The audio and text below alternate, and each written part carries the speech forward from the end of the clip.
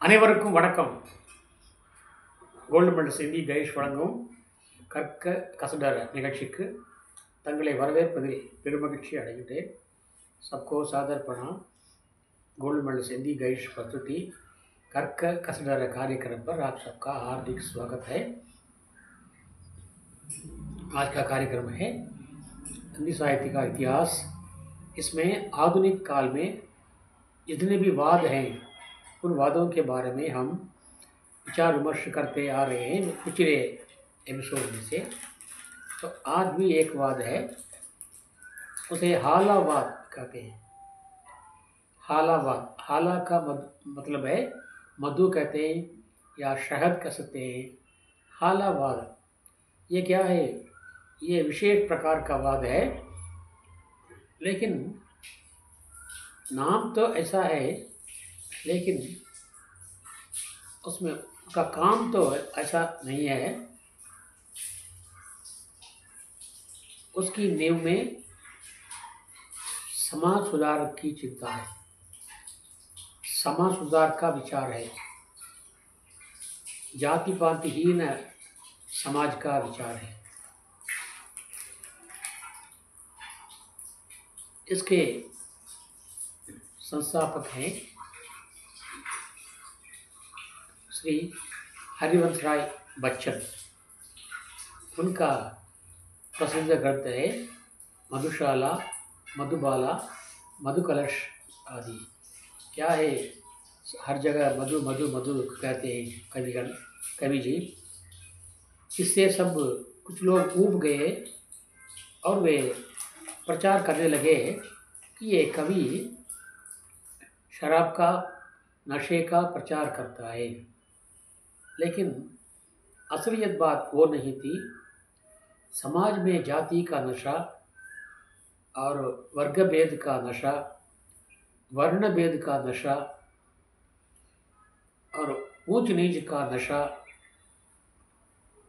और अमीर गरीब का नशा, ये नशा समाज में फैली हुई है. उस नशे को, इस नशे से, सतर्कता रूपी नशे से हमें दूर करना चाहिए. जैसे कि कांटे को कांटे से निकालना, முள்ளை முள்ளால் எடுப்பது போல. ஜாதி என்ற போதை, மதம் என்ற போதை, உயர்ந்தவன் தாதவன் என்ற போதை, வர்ண போதை, வர்ணாசிரம போதை, இந்த அனைத்து போதைகளுக்கும் மருந்தாக இன்னொரு போதையை, இந்த போதையை சமூக சீர்திருத்தம் என்ற போதையை நான் தருகிறேன் என்று சொன்னார் हरिवंश राय बच्चन. वे कहते हैं, भावुकता अंगूर लता से खींच हर कल्पना का हाला. भावुकता अंगूर लता से खींच कल्पना का हाला. कवि बनकर साकी हूँ मैं आया, लेकर कविता का प्याला. लेकर कविता का प्याला. मेरी मधुशाला में जो मधु है सिर्फ भाव हैं. कौन से भाव हैं? समता का भाव है, भेदभावहीन भाव है. उसी भाव को मैं हाला करता हूँ. उसको भर कर के आपके सामने साकी के रूप में आता हूँ. साकी का मतलब है वो मधुशाला में जो शराब को और मधु को भरकर सबको बांटता है ना, जैसे कि वेटर, सर्वर, उसी को साकी कहते हैं. मैं ही साकी हूँ. कविता रूपी प्याला में उस भावुकता रूपी अंगूर लता को, यानी मधु को भर करके आपके सामने आया हूँ. लाख पिए, हज़ार पिए, करोड़ पिए, लेकिन ये कभी खाली ना होगा. ये तो बराबर चलता रहेगा. क्योंकि ये कहने का मतलब यह है कि भावनाएं जो हैं, हर आदमी के दिल में जो भावनाएं हैं, वो भावनाओं का कभी अंत नहीं होता. वो भावनाएं बराबर बढ़ती ही रहती हैं. इसलिए मेरा जो ये मधु है, वो मेरा जो ये प्याला है, मधु का प्याला है, वो कभी काला नहीं होगा। लाख रुपये, 1000 रुपये, करोड़ रुपये कभी खाली ना होगा। मेरा जो ये काम है वो बराबर चलता रहेगा। अच्छा, आप देखिए, अभी वास्तव में देखिए, यथार्थ में देखिए, मंदिर में जाइए, वहाँ पर ऊंच नीच का भेदभाव है, अमीर गरीब का भेदभाव है। 1000 रुपये दीजिए मंदिर में, वो भगवान के सामने वो हमें खड़ा कर देगा। मेरे पास कुछ नहीं है, सिर्फ फूल लाया हूँ कहिए, वो हमें 2 मील 4 मील पंक्ति में, क्यू में खड़ा रहना पड़ेगा। हम अभी दीपावली में हमारे परिवार के लोग सब केरल के गुरुवायूर गए थे। वहाँ पर हमारे पास वो देने के पैसा नहीं था, तो हम क्या किया, वो गरीबों की पंक्ति में जाकर खड़े हो गए। सुबह 3 बजे वहाँ पर पंक्ति में खड़े हुए, तो 10 बजे दर्शन के करके बाहर आए। कितने बजे? सवेरे 10 बजे दर्शन करके बाहर आए। मतलब 7 घंटे का समय हमें पंक्ति में खड़ा रहना पड़ा। पाँव दुखता रहा, बच्चे सब रो रहे थे, बस देखिए पाँव दुख रहा है। लेकिन जो 1000 2000 रुपया देता है, जो धनवान है, अमीर है, वो आता है, सीधे जाता है और भगवान के दर्शन करके 1 मिनट में वापस आ जाता है। ये भेदभाव क्यों? ये भेदभाव मनुष्याला में नहीं है। मनुष्याला में अमीर गरीब का भेदभाव नहीं है, ऊंच नीच का भेदभाव नहीं है, जाति का भेदभाव नहीं है, धर्म का भेदभाव नहीं है। वहाँ पर सिर्फ एकता है, समन्वय भावना है। मंदिर में भी समन्वय भावना नहीं है, लेकिन वहाँ पर समन्वय भावना है। लेकिन हम क्या करते हैं, उसको नीच करते हैं, उस जगह को नीच जगह कहते हैं। यही बात प्रेमचंद ने भी कही थी। इस बात को, इस समाज सुधार के भाव को बच्चन जी ने इस हालावाद के द्वारा हम लोगों को दिया, लेकिन हम लोग उसे गलत मान बैठे। इसलिए हालावाद पनप ना पाया, बढ़ ना पाया। उनके पीछे कविगण आकर खड़े नहीं हुए, ये अकेले रह गए। वे कहते हैं, अपना आदर्श, मेरा आदर्श ये है, पंडित मोमिन पादरी का फंदा जो काट चुका, पंडित मोमिन पादरी का फंदा जो काट चुका, स्वागत उसका करती मेरी मधुशाला, स्वागत उसका करती मेरी मधुशाला। ये कहानी है, एक गाना है, वो गाना बहुत फेमस है। उस गाने का मतलब मैं आपको समझा रहा हूँ। एक साधु थे, वे उस शहर में आते हैं, प्रवेश करते हैं। ஒரு சாது ஊருக்குள்ளே வர்றார். கொஞ்சம் இந்த தாடியை வச்சுட்டு வந்தால் என்ன பண்ணுவாங்க மக்கள் நினைப்பாங்க, அவர்களை கிறுக்கு நினைப்பாங்க, பைத்தியம் निपांग, पागल मानेंगे। बच्चे उसको पत्थर से मारते हैं और पत्थर की वर्षा करते हैं और व्यंग्य बाण की भी वर्षा करते हैं। वे तुरंत एक मंदिर के अंदर चले गए। तो वहाँ से जब बाहर निकले तो माथे पर त्रिपुट लगा करके, चंदन सब लगा करके बाहर आए और கோயிலுக்குள்ளே போனார். திரும்பி வரும்போது நிறைய தண்ணீர், சந்தனம், குங்குமம் வைத்து கொண்டு வந்தார். நீங்கள் இந்த கதை கேட்டு அது சுனா होगा. அது பிறகு சர்ச்சுக்கு போனார், சர்ச்சுக்கு போனார். அங்கே போயிட்டு வரும்பொழுது கையோடு सिलुएड़ होता है। वहाँ से जब बाहर आए, गिरजाघर से जब बाहर आए, तो हाथ में एक ईसा मसीह का वो चिन्ह जो है ना, वो क्रॉस, उसको लेकर आए। उसके बाद एक मस्जिद में गए, அதன் பிறகு ஒரு பள்ளிவாசலுக்கு போனார். அங்கே திரும்பி வரும்போது ஒரு சிறிய வெள்ளை தொப்பியோடு வந்தார். छोटी सी सफ़ेद टोपी के साथ वे बाहर आए। लोगों ने देखा तो उनको आश्चर्य हुआ, ये कैसे पुरुष हैं? हमने इसको पागल समझा था.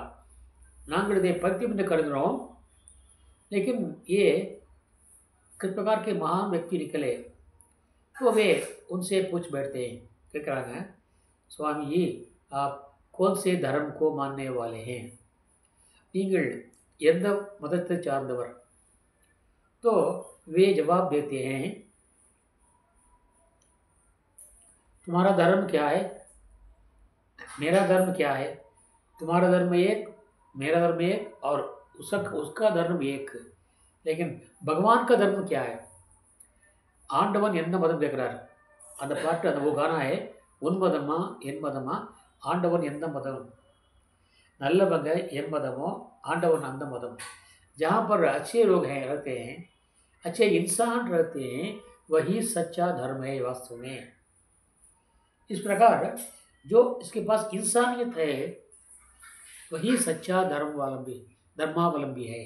इसलिए बच्चन कहते हैं पंडित मोमिन पादरी का फंदा, ये तो फंदा बोलते हैं। पंडित का नाम भी एक फंदा है। आपको मालूम फंदा क्या है, फांसी का फंदा, தூக்கு கயிறு। குருக்கள் என்பதும் ஒரு தூக்கு கயிறு தான், மோமின் முல்லா என்பதும் தூக்கு கயிறு தான், ஃபாதர் என்பதும் தூக்கு கயிறு தான்। அந்த யாரும் அதை உடைத்தார்களோ, அப்போ मुसलमान नहीं है, हिंदू नहीं है, ईसाई नहीं है, ये जो पंदा सब हिंदुस्तानी हैं, सब मानव हैं, इंसान हैं।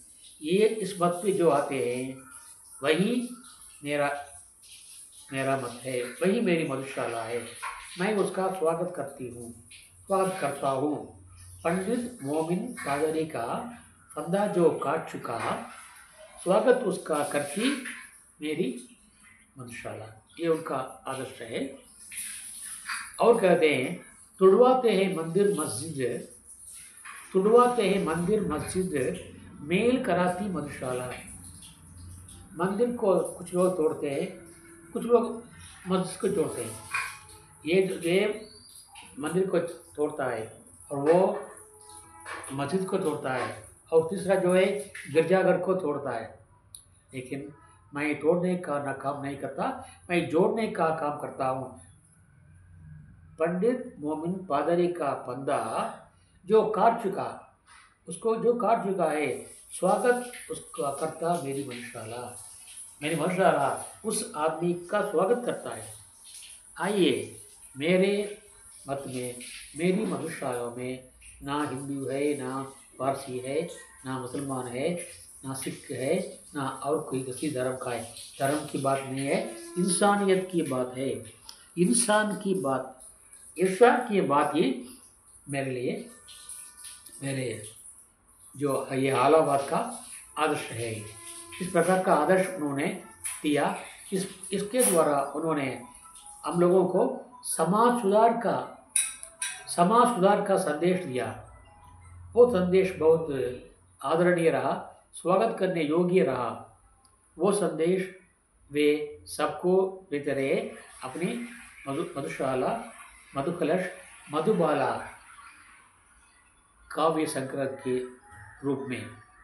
इसलिए लेकिन लोग जो थे वे उस बात को नहीं समझ सके, वे सिर्फ उसको मधु दारू मानकर उनसे ना मिल पाए, वे अकेले रह गए। ये हालावाद जो है वो बढ़ती ना कर सका, विकास ना कर सका।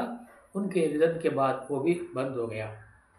इसलिए यहाँ पर जो भी समाज सुधार का काम है वो जरा मुश्किल की बात है। यहाँ पर तमिल के कवि सम्राट कण्णदासन कहते हैं, इस प्रकार हमारे हिंदू धर्म में क्या है, 4 स्टेज है हिंदू धर्म का, ब्रह्मचर्य, गार्हस्थ्य, वानप्रस्थ, संन्यास।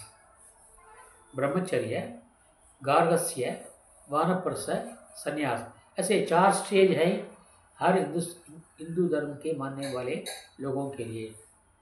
ये तो पुराने ऋषि मुनियों से आ रहा है, वो परिपाटी चलती आ रही है। जैसे ब्रह्मचर्य जो बालपन और पढ़ने का, लिखने का, विद्यार्थी का जीवन, और गार्हस्थ्य सब कुछ पढ़ने के बाद काम ढूंढने के बाद शादी करके अपने बाल बच्चों को पैदा करना वो गार्हस्थ्य है। बाल बच्चे जब बड़े हो जाते हैं उनकी शादी वादी करने के बाद उनके कर्तव्य का पूरा करने के बाद वन की ओर चले जाना वानप्रस्थ है। तो वहाँ भी जाने के बाद जब वन जाते थे तब अपने संगिनी को भी साथ ले जाते थे, लेकिन उनमें से कोई अगर मर जाता तो अकेले जाते थे, लेकिन वो भी छोड़ करके अंत में संन्यास ले जाते थे, संन्यास ले लेते थे। जहाँ कहीं भी जाते वहीं अपना शरीर छोड़ देते। इस प्रकार समाज के जीवन को, इंसान के जीवन को 4 अंगों में विभाजित किया गया था। ब्रह्मचर्य, गार्हस्थ्य, वानप्रस्थ, संन्यास। यहाँ पर कवि करुणासिंह जी कहते हैं, முதல் வாழ்வு வாழ ஒரு வீடு वो ब्रह्मचर्य है, क्योंकि हमारे माता पिता का घर है। முதல் வாழ்வு வாழ ஒரு வீடு, மறுவாழ்வு வாழ मरु வீடு वो शादी के बाद का वो गार्हस्थ्य का जीवन है। மறுவாழ்வு வாழ மறு வீடு, இடைக்கால வாழ்க்கை மணல் மேடு वो क्या है, खुरदरा सड़क है, खुरदरी सड़क है, वो साफ सड़क नहीं है, क्योंकि वानप्रस्थ है, क्योंकि वन में सड़कें साफ नहीं होती ना, तो खुरदरी जगह है, खुरदरा मैदान है। तो இடைக்கால வாழ்க்கை மணல் மேடு எது வந்த போதும் அவனோடு। उसके बाद जो संन्यास में जो भी आए, मैं जीवूँ या मरूँ, जो भी सब उसके साथ। इसलिए उन्होंने कहा कि कड़ेसी वरे यारो का, कनास ने कहा कड़ेसी वरे यारो, अंत में हमारे साथ वाला कौन है? வீடு வரை உறவு, வீதி வரை மனைவி, காடு வரை பிள்ளை, கடைசி வரை யாரோ।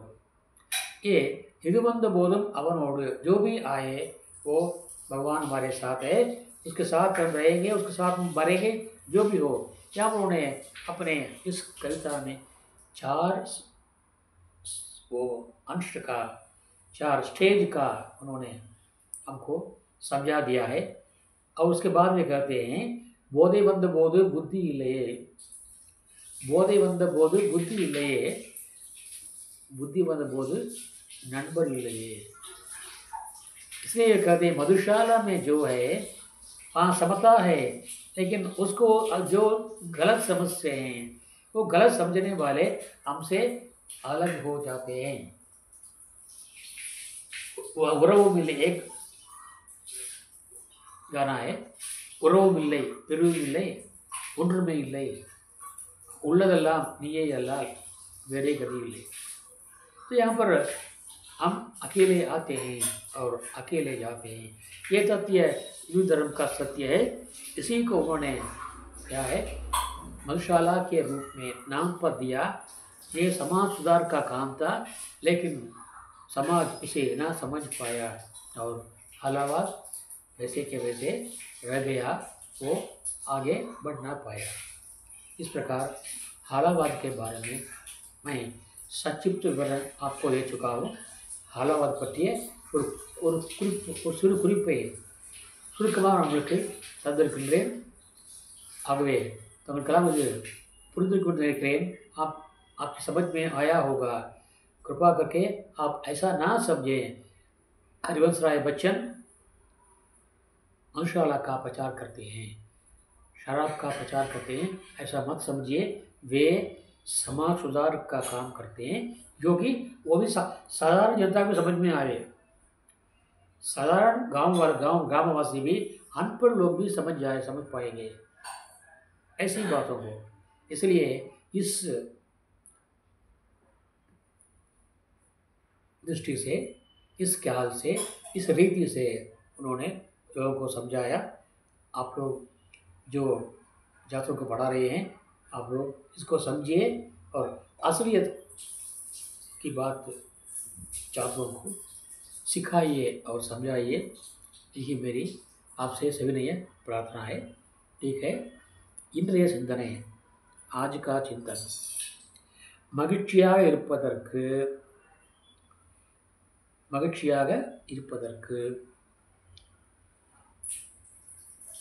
திருப்தியாக இருப்பதற்கு செலவில்லாத வழி எது?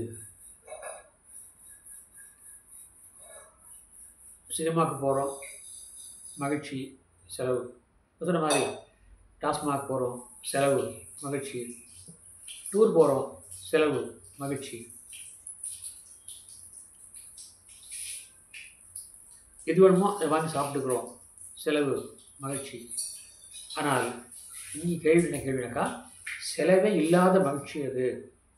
செலவே இல்லாமல் நமக்கு ஆனந்தம் தருவது எது? बिना खर्च के आनंद देने वाली बात कौन सी है? ये सवाल है, ये आज का चिंतन है, इंद्रिय चिंतन है. इसका उत्तर है, आंसर है, இது அடுத்தவனை பார்க்காமல் இருப்பது. ஃபஸ்ட், அடுத்தவன் என்ன செய்கிறான், அடுத்தவன் என்ன சாப்பிட்றான், அடுத்தவன் என்ன பண்ணுறான், என்ன ட்ரெஸ் போடுறான், என்ன வீடு வசிக்கிறான், எப்படி போகிறான், இங்கே போகிறான், இதை பார்க்காமல் இருப்பது. தன்னை பற்றி மட்டுமே சிந்திப்பது. சுயநலம் அல்ல, அடுத்தவனை பற்றி கண்டுகொள்ளாமல் இருப்பது. 2, திருப்தியாக இருப்பது. இதுதான் செலவில்லாமல் मनुष्या के प्रकार बनी। बिना खर्च के खुश रहने का एक ही रास्ता है, वो रास्ता है संतुष्ट रहना, दूसरों की ओर ना देखना, दूसरों को ना ताकना। अब पड़ोसी क्या कर रहा है, पड़ोसी क्या कर रहा है, पड़ोसी कहाँ जा रहा है, उसकी एक्टिविटीज़ क्या है, उसकी कार्यवाही क्या है, उसके बारे में चिंता ना करना। अपने पास जो है उसी से तृप्त रहना, संतुष्ट रहना, यही बिना खर्च के सुखपूर्ण जीवन का रहस्य है। कबीरदास जी कहते हैं, रूखा सूखा खाए के ठंडा पानी पीव, देखी बिरानी चूपड़ी मत ललचावे जीव। रूखा सूखा खाए के ठंडा पानी पीव, देखी बिरानी चूपड़ी मत ललचावे जी। வீட்டில் பழசா இருக்கா, பழைய சாப்பாடு இருக்கா, சாப்பிட்டுக்கோ. அதுவும் இல்லையா, தண்ணி இருக்கா, தண்ணி குடிச்சிக்கோ. வேறு திம்மன் இல்லை சொல்லுவோம், குடிச்சிக்கோ. ஆனால் பக்கத்து வீட்டுக்காரன் நெய்யால் தோசை சுடுறான், நெய் ரோஸ் சுடுறான், நெய் ரொட்டி சாப்பிட்றான் என்று அதை பார்த்து நீ ஆசைப்படாதே, பேராசைப்படாதே. देखी बिरानी चूपड़ी मत ललचावे जीव। ऐसा रहे तो हम तृप्त रहेंगे। महात्मा तुलसीदास जी भी कहते हैं, गोधन गजन बाजीधन और रतन धन खान, जब आवत संतोष धन, सब धन दोरी समान। கோதன் வள்ளுவர் சொல்வார், கேள்வி விடு செல்வம் கல்வி ஒருவருக்கு மாடு அல்ல மற்றையவை. இங்கே மாடு என்றால் மாடு அல்ல, செல்வம். கல்வியை தவிர மற்ற செல்வமெல்லாம் உயர்ந்தவை அல்ல என்கிறார். அது கேள்வி விடு செல்வம். அந்த செல்வமானது கெட்டு போகாது, அழுகி போகாது, வெயிலில் காயாது, மழையில் நனையாது, நெருப்பில் போட்டாலும் வேகாது. இது கல்வி செல்வம். அந்த கல்வி செல்வம் இருக்கிறது. அதே போல் இங்கே துளசிதாஸ் கத்தேன், கோதன், நம்மிடம் மாடு இருக்கிறது, மாடு பசுமாடு நிறைய இருக்குது, அது சொல்லுங்க. கோதன், கஜ்தன், யானை இருக்கிறது, யானை இருந்தாலும் 1000 பொன், இறந்தாலும் 1000 பொன். நிறைய அந்த செல்வம் இருக்கிறது. இது யானை செல்வம். பாஜிதன், குதிரை செல்வம் இருக்கிறது. அவர் ரத்தன்தன், ரத்னங்கள், மாணிக்கங்கள், கோவதங்கள் அது இருக்கின்றது. எல்லாம் இருந்தாலும் ஜப் ஆவத்த சந்தோஷன், எப்பொழுது திருப்தி எனும் செல்வம் வருகிறதோ, சப்தன் தூரி சமான், மேற்கிற எல்லா செல்வங்களும் புழுதிக்கு சமமானது, மண்ணுக்கு சமமானது.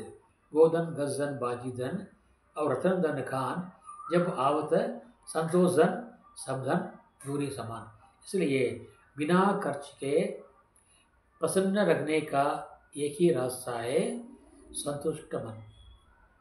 செலவில்லாமல் சுகமாக வாழ்வதற்கான ஒரே ஒரு பாதைதான் நாம் திருப்தியாக இருப்பது, அடுத்தவனை பார்க்காமல் இருப்பது.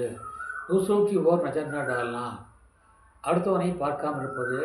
நாம் நம்முடைய வேலையை செய்து கொண்டு நமக்கு நாமே திட்டம் போல நமக்கு நாமே செய்து கொள்வது. हमको अपने ऊपर भरोसा रखना, यही सुखी जीवन बिताने का रास्ता है, बिना खर्च के। इसके साथ मैं आज का ये भाषण समाप्त करना चाहता हूँ। कल एक नए शीर्षक के साथ आपसे मिलने वाला हूँ। तब तक के लिए आपसे विदा लेने वाला நாளை ஒரு புதிய தலைப்போடு தங்களை சந்திக்க விளைவது தங்களுடைய அன்பன் ஆர் சுந்தரராஜன், आपका आर सुंदरराजन, திருப்பூர்। धन्यवाद, நன்றி, धन्यवाद, நன்றி, जय हिंद।